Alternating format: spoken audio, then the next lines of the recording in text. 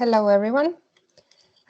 Today we have gathered here to the official finissage of the Broken Symmetries exhibition, which is also part of Kumu Art Museum's 15th anniversary program. My name is Brigita Reinert, and I'm a curator of public programs here at Kumu Art Museum. And I really hope that some people still gather here, so we have a bit more audience, but I think it's still a good time to start. So one of our main events within this program is a virtual introduction of the Broken Symmetries exhibition and an artist talk led by the curator José-Carlos Mariátegui and artists Alan Bogana and Lea Porsager. In the end of the talk, you can also ask questions from the participants. The exhibition Broken Symmetries presents the artists' interpretations of the complex and exciting field of particle physics. All of the works on display got their start during artists' residencies at the European Organization for Nuclear Research, also called CERN. And the exhibition brings together 12 works of art by 11 artists from different countries who delved into the complex language of physics in order to acquire a better understanding of nature and matter. And the curators of the exhibition are Monica Bello and José-Carlos Mariátegui. But without further ado, I will give the floor to the curator of the exhibition, José-Carlos. You're welcome. Thanks, Brigita, and thanks to the Kumu team for inviting us for this finissage, this farewell to the Broken Symmetries exhibition at Kumu. And thanks, Lea and Alan, both artists whose work are shown at the show, who will be joining us for this talk. As Brigita already said, I'm co-curator along with Monica Bello, who also runs the Art at CERN program. This project, Broken Symmetries, has been touring in different places, in Liverpool, in Barcelona, in Brussels, in Taiwan, in Taichung, and now it's in Tallinn. I have what I said before. I think it's important to say that one of the most exciting parts of curating a show it's its installation, which is in each venue. It's quite different and brings us closer to the teams, to the artists, but also within the context. And we would have loved to be in Tallinn, but due to the COVID epidemic, it's been impossible. But I'm sure that I'll share with my colleagues the frustration, but at the same time, the enormous joy of that the museum and the exhibition have remained open, adapting to this new situation and enabling both the staff and the visitors to remain safe. And I want to stress this because museums are safe spaces and are essential for our emotional and intellectual health, as well as for our collective well-being. So I want to share some images, some slides. Hopefully it's possible. Where are my slides? 1 second. I already.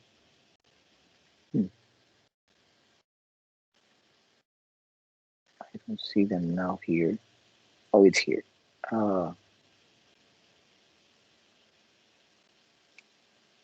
Okay, I'm gonna show it.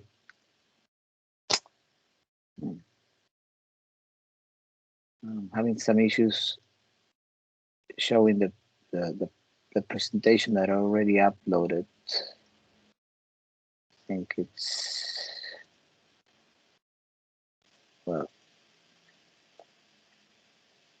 Do you see the slides now? Yes. Yes. Okay. So I'm sorry if it wasn't that perfect. Okay, so I'll start with a quote by physicist and astronomer Roger Malina, who has asserted that humans are badly designed to understand the universe in which we live. Our senses filter and discard most of the energy modalities that our body reaches. We develop ideas and intuitions based on the sensory experience of phenomena on our own physical and temporal scale. However, science gets almost all of its knowledge on the phenomena of quantum mechanical foundation through scientific instruments, not our senses. If we want to understand quantum mechanics, we ought to have been built on a different scale. Therefore, our conception of the world is really constructed by all these sensory experiences, many visual stimuli, and experiences mediated by technical devices. And particle physics research challenges our common sense, our cultural understanding of the world. It informs us that it's an uncertain and random reality that does not coincide with our everyday experience. Some of the key concepts within particle physics, such as chance, entanglement, superposition, nonlinearity, are allocated beyond our sensory limits. And this sensorial problematic is the reason why we have been trying to answer what makes everything around us. And the work done at CERN seeks in a way to understand these principles of nature. And Broken Symmetries is the result of the conversation and the conduits enabled by the Arts at CERN program, the leading art and science program fostering dialogue between art and physics, and its Collide International Award, which was run between 2016 and 2018, along with FACT in Liverpool.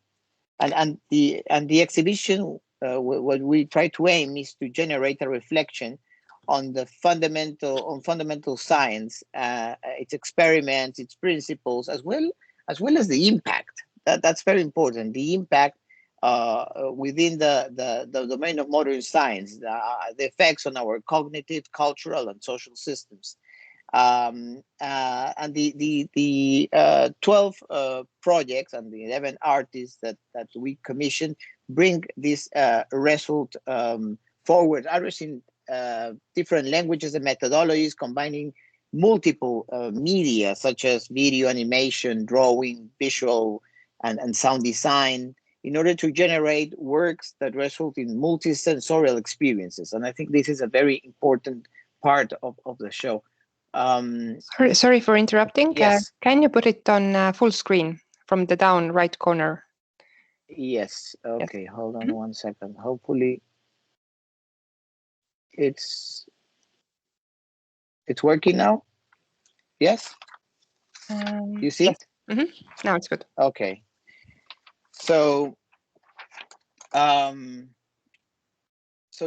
these works aim to create an ethnographical, some works, such as the one we are seeing right now, the one from Ariel Noldeker, called "Everything Happens Once," seem to create or develop an ethnographical portrait of what's going on in laboratories. In this case, 2 monitors are fed tracking footage of the cosmic living outdoor droplets, which is or cloud, which is an experiment which matches the speed at which the video was recorded, giving viewers 2 different ways of observing the experiment.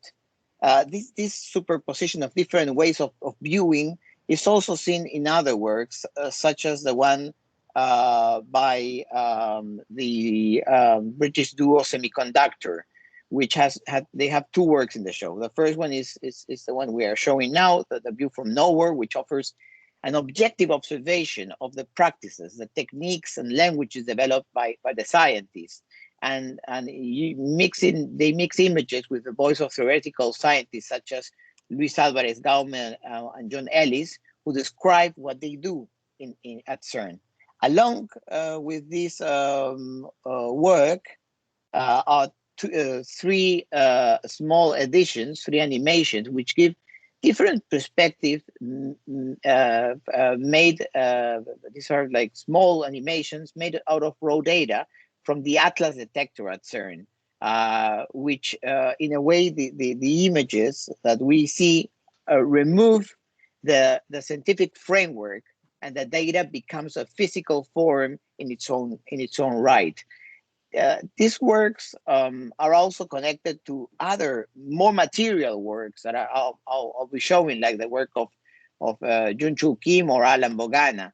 In the case of Jun-Chul Kim, which is this huge complex installation called Cascade, Jun-Chul uses materials in which works are in a way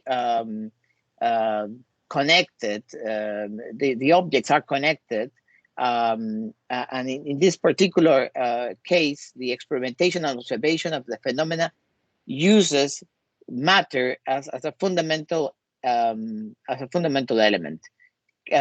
What it does is through this detector, the detector of muons. Muons is this particle, which is possibly one of the largest particles, which is generated in cosmic rays, and they are permanently permanently seen. I mean, permanently occur. They occur within the atmosphere, which within the Earth's atmosphere.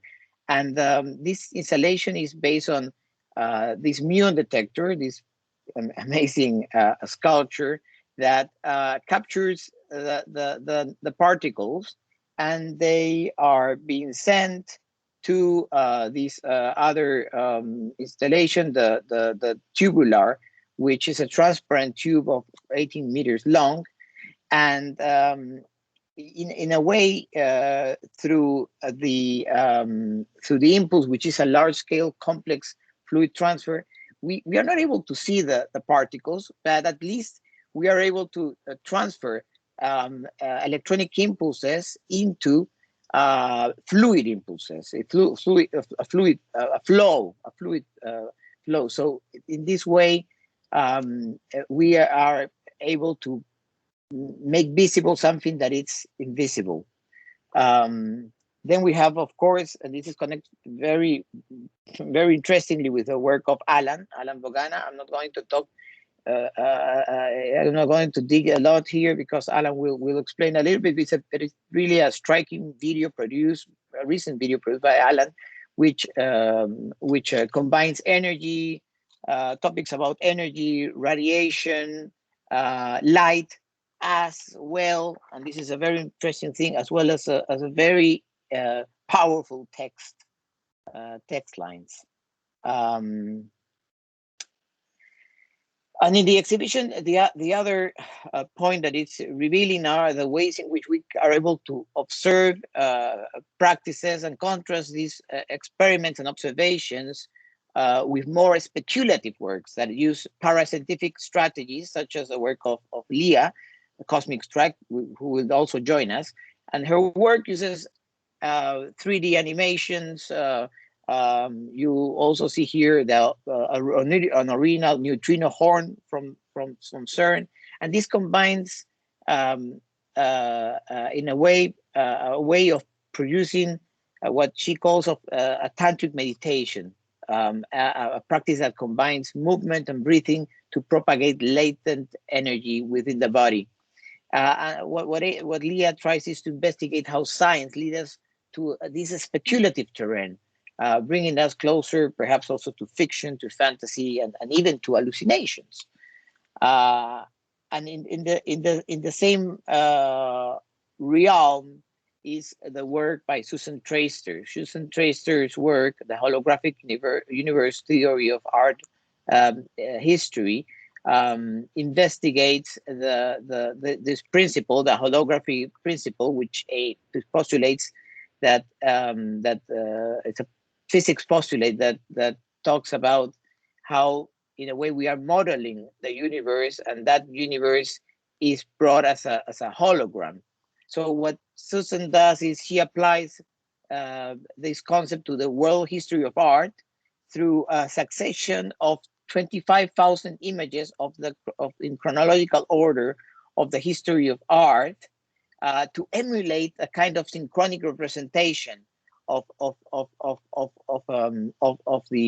holographic universe, from cave paintings all the way to contemporary art. And she does this and connects this with drawings, very interesting drawings that she has asked theoretical physics from CERN draw, so they can describe what's for them the holographic principle, moving the phenomenon of quantum mechanics to the space that allows a way of imagination brought by the physicists.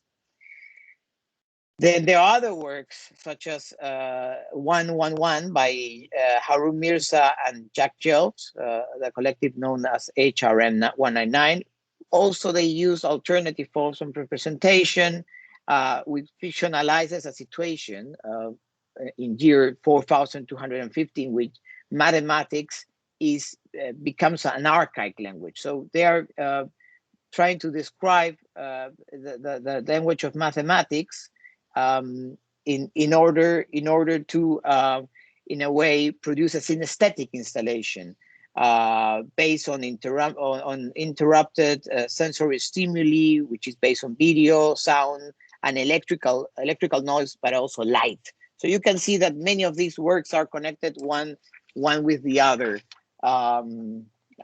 They share many elements. The other one, which is much closer to what we can define as combining histories and fiction, building a collage of stories, is a work of Yu-Chen Wang. This 3-projection installation develops a sort of poetic narrative that reflects on the recent history of experimental particle physics, establishing parallel lines between her drawings and the apparatuses from documents and archives that she's been researching. Then we have finally another area, which are how we can understand the mechanisms, devices, and systems of representation in science and technology.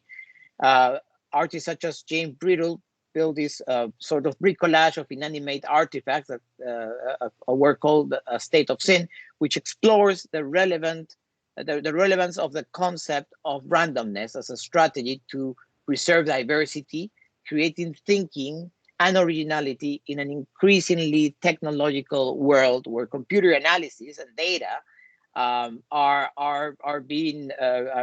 capturing our social lives, leaving little room for chance and creativity. So what the artist wants to do with this is to defend the existence of a degree of randomness in the world, in nature, emphasizing that through the work that the fact that the true randomness resides in a place that computers are not able to reach. In a similar questioning, Diane Bauer's sound and visual experience scalar oscillation is a 2-channel video projection and sound and video projection that transports us to the universe of particle physics through the works of Carlo Rovelli, of Suhail Malik, and the Russian cosmologist Nikolai Fyodorov. This is a composition of text images that seeks to confront the completely exotic situations to which our human scale is not accustomed, which is particle physics. And she's adding sound composition in multiple speakers, which produces a sensation of vertical imbalance. So once more, trying to capture this difficulty of understanding scale. And last but not least, is the work of Julieta Aranda. This is the third part of a research she's been doing. It's called Stealing Owns Corp, an alternative set of twofolds for an ascent into the dark. And here she investigates the contemporary existential conditions that underlie extra scientific circumstances, but which are politicized, and today are at the center of bioethical and ecological debates. I think that's pretty prevalent now due to the pandemics also. But the interesting thing here also is that this work tries to critically examine the way in which research and scientific developments are conducted today, all the ethics around that. And perhaps this is a way to end this short presentation. Because many of the works here try to seek or to make apparent the impact of man and its technologies on our ecosystem, and thus allow us to give a glimpse of the complex link between science, politics, economics, and social issues. I'll end this show now, I'll end this. Hold on one second. Okay. So now I would like to introduce both Lea and Alan. Lea, she's from Denmark, and she's trying to, her works, as we saw briefly, is trying to associate issues of spirituality, sensuality, and language, offering alternative means of experience. She just held a solo show at Moderna Museet in Stockholm, and has a PhD at Malmo Art Academy. Alan is based in Geneva, and his work practice involves sculpture, computer graphics, electronics, and a mix of all these, time-based media, holography, and it's usually presented through video or video installations or installations, also connected sometimes with physical artifacts. And this is the way in which he has focused his research, exploring both real and fictional, and understanding also new ways of behavior around and interactions around matter. His most recent solo show has been in the House of Electronic Arts in Basel. And it's interesting because his work has not only been exhibited in art venues, but also in other places such as mineralogy museums. So first of all, I think it's better if I may ask you to introduce your research. Lea, perhaps first your research and the work you show at Kumu. Yes, thank you very much. I think in this context, I should maybe mention that I come from having dealt with spirituality and theosophy, and I was very inspired by the occult and all that. I also had a personal practice within the Kundalini yoga. So the way that I was exposed to science in the first place was actually through these practices. So it was like quantum mysticism, people would maybe call it. And I kind of felt that it was really interesting how there was this, how language from physics came into spirituality also, of course, for many to prove their knowledge. I was not so interested in proving knowledge, and I guess I'm also skeptical about like one truth systems. So I was more interested in trying to think about this as also like low-key technology meets very advanced technology. So I think when I was invited to come to CERN for the first time, I thought, okay, what can I bring in? Because I mean, they know so much, and I have, of course, tried to understand science. But it was also clear for me that it was interesting to come in with the knowledge that I had from this other technology. They actually call it technology, like tantric technology, Kundalini technology, which is funny. And of course, a physicist is like, what? It's not like a technology. And I thought that was also interesting how many like terms that sort of oscillate between the two, and of course, how meaning change when you speak about it in one domain and then in the other. So if I should briefly say something about the way that I mean, first of all, I think when I applied for the residency, it was because I was working on a memorial for the 2004 tsunami for the Swedish victims, and there I was building like a big landscape piece, like earth piece in soil with plants, and it was sort of a ready-made of a gravitational wave. So it was a way to transform these, again, language, like one wave become another wave. And I thought it was interesting to think about gravitational waves as this idea of bending space-time. And I guess that had something to do with mourning and grief and so on. So again, there was this transport of different layers of waves. So that was sort of the beginning of having a very like physical ready-made inside of my work.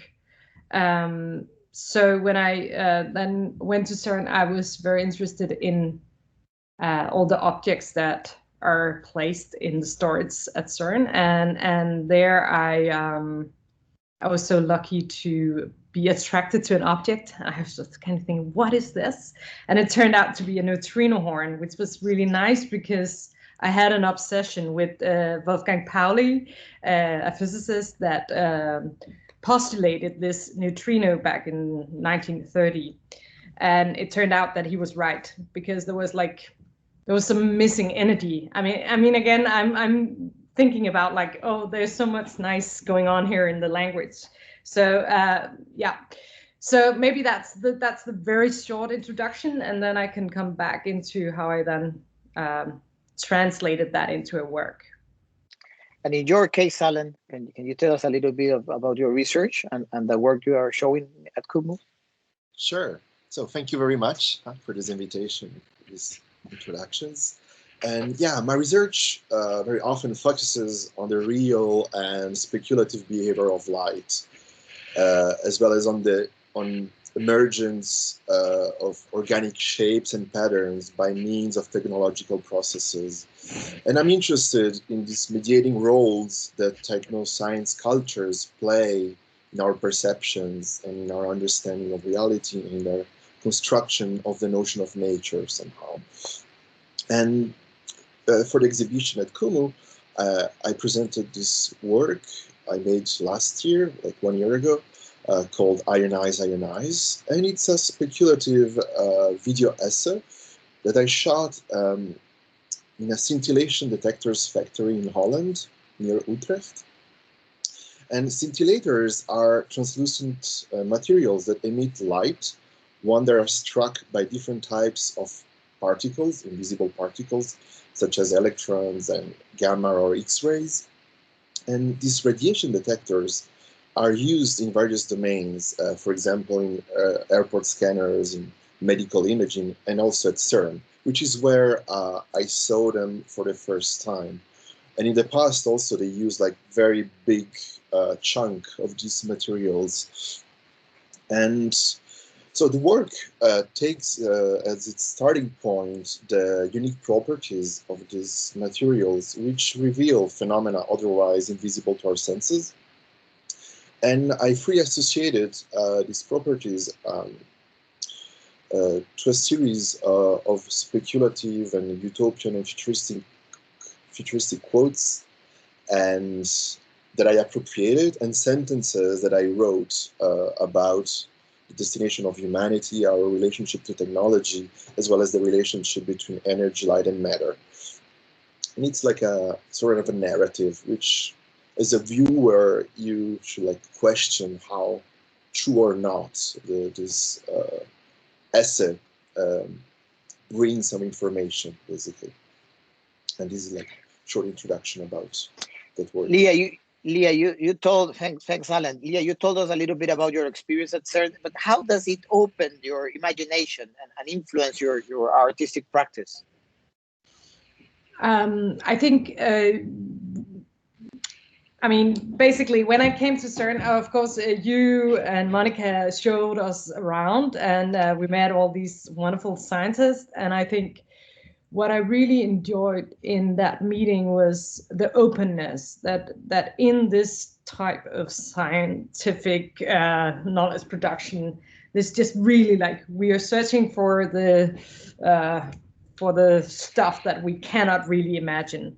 So I think that is something that I really like with science. I mean, it has many other sides to it as well, but I guess in I think it's so interesting when you see the way it's used in many spiritual connections.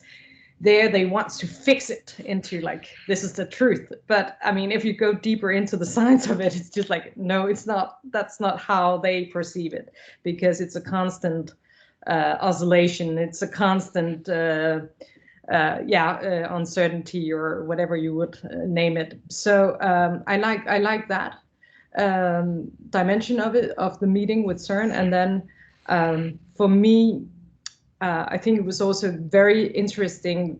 I've had this obsession with things and objects, and I've thought, how come? Because I've been in this spiritual world and it's so elusive and all that. But then when I came to CERN, it was just like, wow, of course, because there's something about all the matters that are needed in order to actually detect that, which is nearly nothing. So the idea of the vacuum and the quantum vacuum and all that was just like blowing my mind. Then I just started, okay, how can I approach it? And I then decided to do what I call a tired tantric meditation. And I guess I called it tired because it was a moment where I was probably on a pressure, I don't know, but and normally when you do the tantric techniques that I practice, you would be 2,000 people. So do it by yourself is really in a way a little off. But then I thought, okay, I do it in a way together with the neutrinos, or I try to get over this like human perspective and trying to dissolve into the perspective of this small particle, this ghost particle. So that was how I approached it, and then of course when I did the research, it just, for me, it triggered a lot of things, because when I got deeper into understanding the neutrinos, there were so many terms that goes with the neutrino that I enjoyed fappulating, or whatever you would call it. You would of course have like the ghost in itself, the ghost particle. That was what they called it. They also call it daughters, which is also quite interesting. Why it's daughters? And probably it's because of the muons. That's maybe the parent. And so and these things, when you don't really understand it, but you start to understand it, you can play around with it. And then of course, they also speak about that neutrinos have flavors, and they sort of, and they often use the metaphor of like ice cream. Then maybe it starts out as a chocolate ice cream, and then when you come home, it's a strawberry ice cream, and then I thought about like the way language is used, and also I've been very inspired by a physicist, and also of course queer, or I don't know queer, but new materialist thinker like Karen Barat, who speaks about like the queerness of particles, and I think that was really interesting for me. Then of course, when I got to know that this particle is left-handed, I also felt that was really interesting, because in tantric technologies, you also have like right hand and left hand. And it's two very different paths, where the left-handed is more, it's often thought of as something that are more dirty, or more like bodily, or yeah. So I think that slimy aspect was also interesting in relation to the ghost. So it's like stretch. Yeah, I do remember when we visited all these artifacts, which seemed to be from a different world. It was like mind blowing. Both the workshop and then the place where they store things. And how was in your case, Alan? How was your experience at CERN? Well, it was amazing. I mean, I had my residency in summer 2019, and was actually part of a program called Symmetria, and it was a residency in 2 phases. The first phase was at CERN, and the second phase was at the astronomical observatories in Chile. Wow. So the idea of micro and macro was like always there, basically, in our minds and experience it. And various aspects of the residency have stuck in my mind ever since, are like starting to manifest progressively in my practice. And I mean, what I loved the most clearly was the discussions and exchanges with specialists and theoretical physicists, as just our dialogues would like really go wild on some notions and mind-bending notions. And then another aspect, it's the notion of precision somehow, witnessing the scale and the precision of these machines, as well as the complexity of these collaborations, have been also pushing me to like question like the economy of means as an artist, as well the necessity to collaborate or not in which situations when you do something as an artist nowadays. And at the same time, also, it was interesting to witness the organization of space of some experiments, and which might seem chaotic from the outside and seem to evolve in a very organic way according to the needs of each experiment. So that depends to some, it's really related to some specific experiments, this work. And also learning about the governance of these extremely ambitious initiatives have been extremely enriching. Some of these experiments would hardly be possible to be launched today because of the different political relationships between some of the countries involved with these experiments. And another aspect that haunts me is the fact that many events in particle physics are just simply considered rare. They don't occur very often. So like collisions in the accelerator take place millions of times per second, and only sometime things like the Higgs bosons is detected. And for me, it's hard to understand why by doing the exact same thing million of times, the outcome is different. And this goes down to quantum mechanics and to how nature is non-deterministic. And so in my work, I'm also interested in the utopias of computer simulations, which rely on determinism, or at least for classical computing. So these questions keep haunting me in my research ever since. Fantastic. Lea, you already talked about these 2 types of knowledge that your work mixes. I mean, they look rather dissimilar. Science as esotericism. How does such combination provokes? How those combinations may provoke to your understanding a new sort of spirituality for the 21st century that is so much needed today? Oh, you're on mute. So, Sorry. It's quite a huge question, I would say, but again, I mean, I could use Wolfgang Pauli's words to say it's my opinion that science of the future, in the future, reality will never will be neither psychic nor physical, but somehow both and somehow neither. And I think that's beautiful. I think we have to think about these new combinations, and we cannot really. I also have a feeling that in science there is a new interest or return in interest in how consciousness and of course biology in general are related to the quantum realm or whatever we call it.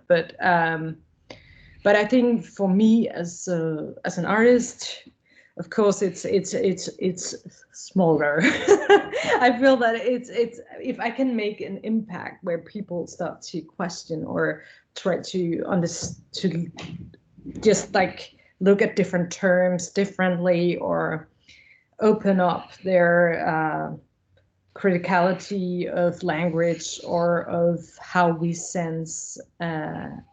And I think that's already here in this field. I mean, how do we perceive things, and what are the resolutions in a way? So I think there's many ways in which we can open ourselves up, and where I think for me, when I stick to the tantric or the kundalini technology, it is because that's something that I really have available, and meditation is also a way to somehow get into a different state. And I think in general, I've been interested in, and that's also my PhD. It's like excited states in particles and bodies. So, and of course, excited states are also something. It's not a permanent state. So it's something that you can maybe you want, but it's also it can also be super dangerous. I mean, it can also radiate.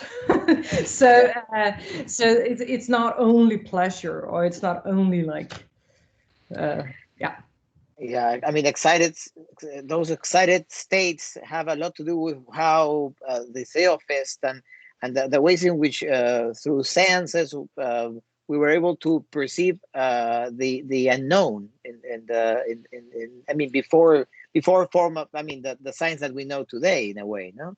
So that's also interesting. I know that you also are interested in the work of certain people that have been working in that realm, and in your case, Alan, your work reminds us to all these kinetic and optic works from the 60s, 50s, plexiglass, the use of resins, but also today where you're using 3D printed objects. So how does this immaterial and material forms and behaviors inform your work? You say you have a very interesting concept called the digital organic. Can you explain us a little bit about that? Sure. So as for the immaterial and material aspect, I would say that for me, it's the key element. It's the interactions between these two extreme, let's say, which at the micro level, I mean, everything does make it, I mean, dissolves into something else. And so it's like a constant dialogue that emerges in my works between material and immaterial. And I could maybe resume it, but it's not exactly that, like the tyranny of material reality and enchantment and utopia of the immaterial, but it's more nuanced than that in the end. And also, like, light is a recurring phenomenon in my practice, and we are highly dependent on light, and it's an omnipresent element in our world.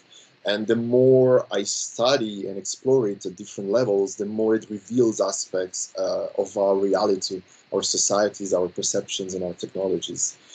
And as light is a starting point for many of my works, and it allowed me to deal with more specific topics like light pollution, or the visual culture related to laser light, or even classical holography, which is like an obsolete medium.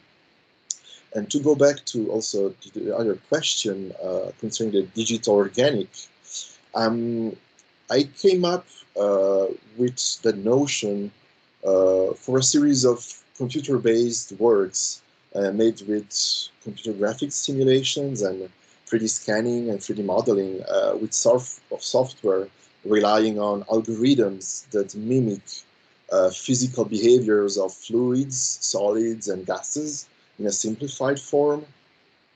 And I was specifically interested in emergent patterns, shapes, and forms, and these also triggered speculations on synthetic life and extended and alternative simplified realities. And yeah, with those works, I wanted to explore how virtual reality relate to physical reality, how computation connects to reality. Interesting. And digital organic embedded those ideas. Yeah, I mean, it has a lot to do also with states of energy and matter. So it connects also to the work of Lea. To close and to open to the public and to any question, I would like to ask you both, perhaps briefly, you can tell us, how do you think your practices are connected to other wider issues that impact us as a society? I mean, the current issues, politics, confinement, climate change. I mean, have you been reflecting on that in the last year of our obligatory confinement within our own places in the world? Of course, I think you cannot really not be concerned for many reasons. Of course, climate change is one. I think for me, actually, doing the research at CERN and also working with the ghost particle was a way to also think about being many places at the same time, but maybe not physically. I mean, conceptually, being a ghost somewhere else and travel less. And also, again, as I talked about a few times now, the low-key technology and this like everyday life in relation to the big science that happens out there. I think we need to have like different levels of technologies going on to actually change something. So yeah, I feel that it helped me, but I think it's also crucial maybe to say something about the structure of CERN that I find really inspiring, or at least the way it started out as something shared and something that could not be owned.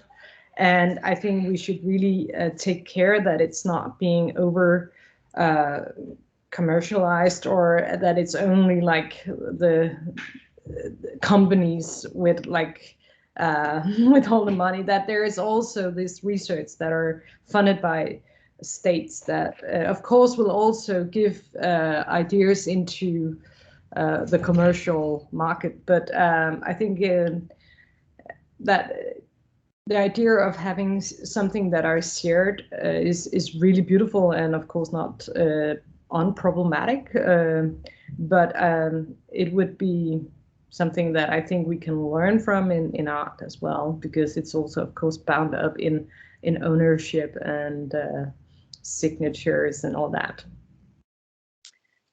I mean, when you said when you talk about CERN and the importance of keeping it open and all the research that is shared and common, in a way, it reminds me about the internet, which was the web, which was developed there. And of course, it drifted into a different thing, but still the main spirit about the techno-utopianism of the internet still prevails, and I think it has a lot to do with what they do at CERN. And in your case, Alan, what are these major issues about the impact of whether you may reflect on the impact on society that you may think out of your work? Yeah, I think as an artist, it's like a struggle to not wanting to give like a specific function to my work for a specific issue. As mentioned, like I did a series of works which were inspired by my concern for light pollution and how ever since I live in a city, I like lost a little bit the contact with the night sky, just spending hours contemplating the stars. It's something I did when I was a kid, like spending like summertime in the mountains, and that's why I did like a series of depictions of night skies of the future. So somehow many of my works connect in different ways at different issues, in a very, I mean, at wider issues, like wider society issues, and it's not like a direct, it's more like a starting point. So it's like a personal way to deal with that. And I really believe, like as a citizen, I think it's important to be like an activist somehow, and I still like keep it separate from my art practice somehow. And I think something that's like a notion that I was reflecting to is like sustainable curiosity, which might also somehow apply to science, or but also for art. I mean, and how does it transform into something, this notion. And that's something that comes to my mind.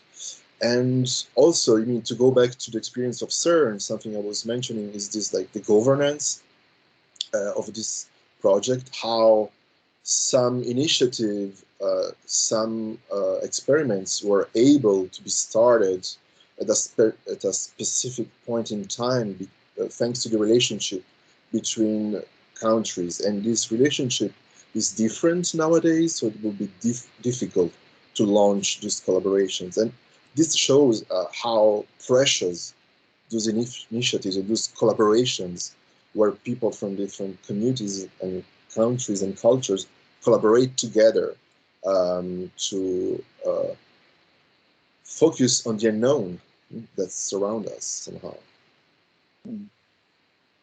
I don't know if there are some questions from the audience.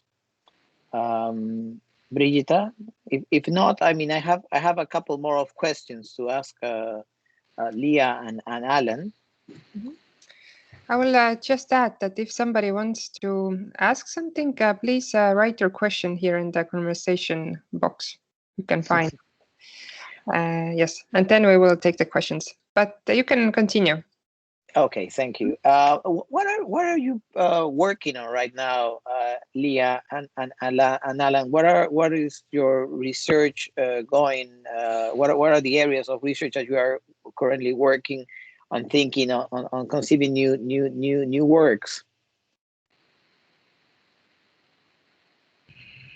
I think actually, as you mentioned, I opened the exhibition without really opening the exhibition at Moderne Museum because it was closed due to the coronavirus. So it's actually, it hasn't really opened. It's there, but it's not there. So it's very ghostly. But in that show, I continue to speculate and use the language connected to particles, but it's again a very like speculative piece.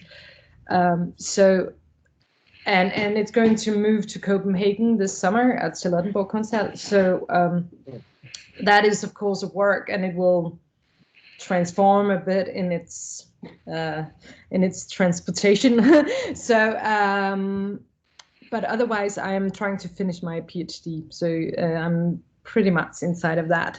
And I'm also working on a public commission where I'm working with magnetism. So in a way I'm magnetizing the whole school of architecture in Aarhus.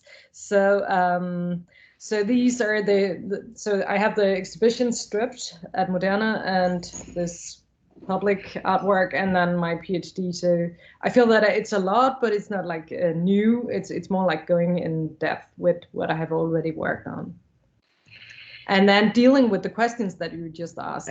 I mean, how should we think about ourselves as artists in also in these days? Because I think it is quite hardcore, and we need to renew ourselves. We cannot really lean back and think that artists are outside of, we are in the middle of the trouble, so to speak. So how can we give back in a way that are still playful, because we also need that playfulness, I guess.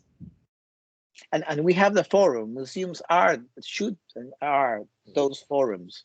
I mean, for us and other people to speak freely and to discuss about new things and new discussions. I think that we've lost that a little bit, and the pandemic has brought us back into a redefinition of what should be the 21st century museum. No, I mean, that's also a big discussion in which, I mean, curators, the audience, artists, I mean, everybody has a say. And in your case, Alan, what are you working on right now? So I'm actually working on a publication at the moment, something between like a monograph and an artist book, and it will focus also on the utopias of computer simulations. And during our meetings at CERN, I asked systematically to specialists from various fields about their relationship to computer simulations, if they use them in their research and process, if they consider them as tools for potential discoveries of any sorts. And I'm starting also to conduct interviews with specialists on the film engineering on this topic again. And the interviews will be integrated also in the publication. And I'm also working on a new project that explores in many different ways, like the iconography of laser light, mainly like in two directions, like lighted arms, lighted heels. Like, for example, also the use of lasers in acupuncture, traditional acupuncture. And I'm like an early stage of the project, so I cannot say more about it. And also last year, I started like a collaboration with a theoretical physicist from CERN, with the idea to create new holograms together, but at the moment is in standby mode. And with these new holograms, I would love to explore somehow the limits of imagination and the misleading role of visualization when we deal with very abstract theories, like, for example, the holographic principle. Fantastic. Yeah. I'm not sure if we have still some time, Brigita. Yes, I have one general question, generic question for you all. So around a week ago, we had this quite interesting talk during the public program of Broken Symmetries. And the talk was about the two fields, science, basically science and physics, and then contemporary art. And the idea was that that the science and contemporary art are, in a sense, two fields which are often seen as a bit distant or a bit too complicated for the wider audience, public. And we posed the question that what are the possible ways to bring these two areas closer to the public, to make them more understandable, and maybe what are the so-called small tips or ideas they can take from each other and to learn from each other to make them, in a sense, more understandable to the public. So I would like to ask you this question. I think one thing that was really interesting the other day when the NASA landed on Mars, at least in Denmark, it was broadcasting like the whole setup, like prime time television, and I think there's also, it also seems like there's just like this fear in public television, whatever, to actually go and just expose people for these things, because I think there are actually curiosity out there. People want to know more. So one thing is also just to try to get out to these channels where you can actually just get access to a wider audience and not keep it inside of the museums necessarily. Mm-hmm. Alan, do you have any thoughts? I think, well, already this Arts at CERN program that really allows already science and art to find a way to dialogue together, or to let artists approach a unique place of research like CERN. It's a great initiative, and as you have seen from the show Broken Symmetries, the outcome, it's kind of unique, and it brings so much different point of views and condense so many different ideas that could stimulate scientists, artists, but also anybody that would be like curious just to know more about CERN, but also somehow about arts, unique art strategies, and how to communicate all this in an easier way. I don't know. I mean, if it's this, the mediation aspect, I think that's like problematic per se. to make like more open or approachable these domains. But I mean, I don't know. I mean, it's hard. I think curiosity for me, it's the key. But I don't know. I don't have a better answer. May I add something to that? Because I think that science brings all these interactive, perhaps more audience and educative driven approach sometimes, which may seem a bit didactic and sometimes a bit too easy to try to understand concept. But the interesting thing is how art can connect to this and bring a more speculative practice, which sharpens our perception, not just I mean, sharpens, but at the same time broadens our way of understanding nature. So there's this say by McLuhan about the artist who is a person who is an expert in the training of perception, and I think both things, in that sense, the audience-driven, the educative purpose that science brings sometimes with this more speculative practice, I think both are absolutely necessary to understand the world. We cannot understand the world just from one side or from the other. It's much more complex than that. Yes, and I think Arts at CERN is a really good example of bringing these two together and bringing it also closer to the audience in a way. José-Carlos, do you have any more questions? Or I can always have new questions for Lea and Alan. We already talked about their practice. Perhaps I would like to connect into your question, Brigita. How important is for you speculation in your art practice? I mean, you already talked about that in different ways. So that how could we speculate and at the same time preserve the rigorous research approach? Because that's the interesting thing about, and for me it was a challenge when we curated this with Monica. We had to be very rigorous with the scientific concepts, but at the same time we wanted to broaden these ideas into more speculative approaches. So how does speculation drives your work, and at the same time you preserve or incorporate the rigorous of scientific research?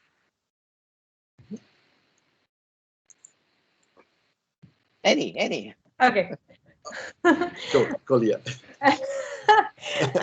At least to me, I continue working on the neutrino particle, and I ended up using like a dick bone from a walrus to emit neutrinos. So, and there it was then a further conversation with a scientist from the Niels Bohr Institute that I sort of used as a collaborator or conversation partner. And I think for me, at least, it's very important to be free, that I'm not illustrating the science. I am really trying to bring it somewhere else. But of course, it works really well when we then have a conversation and I sit there with a scientist talking about the real particle, and then I can talk about like the more speculative one. But inside of that, I guess there are also these openings for new imaginations, also for the viewer or the listener. So I would never be an artist that would be able to make like illustrative works, simply because I'm not a physicist. That's of course one thing, but it's also that I'm not interested in trying to illustrate it like one-to-one. I think that is also in a way what quantum physics tells us, that it's quite hard to do because you're in the way in a way. you will transform the thing that you were talking about anyway. So I think that's the freedom as an artist, and I think it's also it's an interesting freedom. And then I think the hard job is probably for the curator to sort of then say, oops, this over here is probably correct, but this over here is maybe more into the speculation or fiction or whatever. So, but as an artist, you have the freedom to actually go somewhere else. And of course, not if you claim that it's like an illustration. I completely agree with what Lea said, and speculation is a very important aspect also in my work, and the idea of suggesting also a narrative through form is quite central to the way I work. So like speculation is a common tool for me, and it also deals with our relationship to the unknown, which is also central to science and to my research as well in this case, in a very different way. And science fiction also, it's like from time to time has been a source of inspiration in my work. And I mean, thought experiments in science are a good example of speculation, which they're amazing tools for imagination, which preserve and incorporate like rigorous scientific theories. They're built around the narrative that help speculate on specific situations. And they're also a way to communicate science to the mainstream. I think many people, I mean, me as well, I mean, I knew about Schrödinger's cat before trying to figure out how the hell quantum mechanics might imply somehow, and still I'm far off.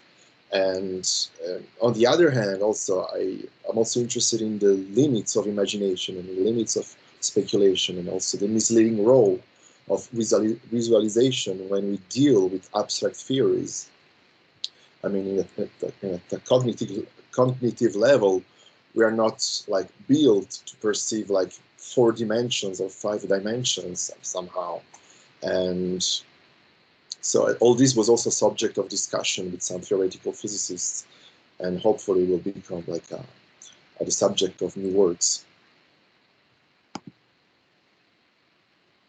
Oh.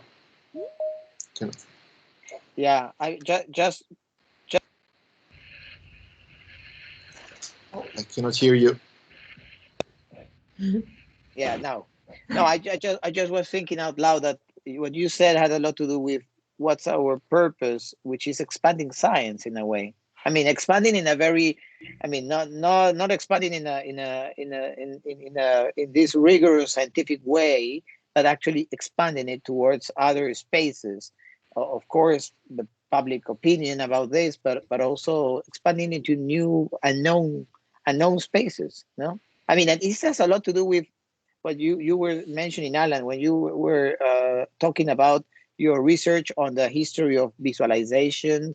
I was thinking about the first experiments, very precarious ones, but there was a lot of interesting ideas on those times, time of cybernetics, the first discussions on cybernetics. All these speculations still they prevail. They have a space within our discussions.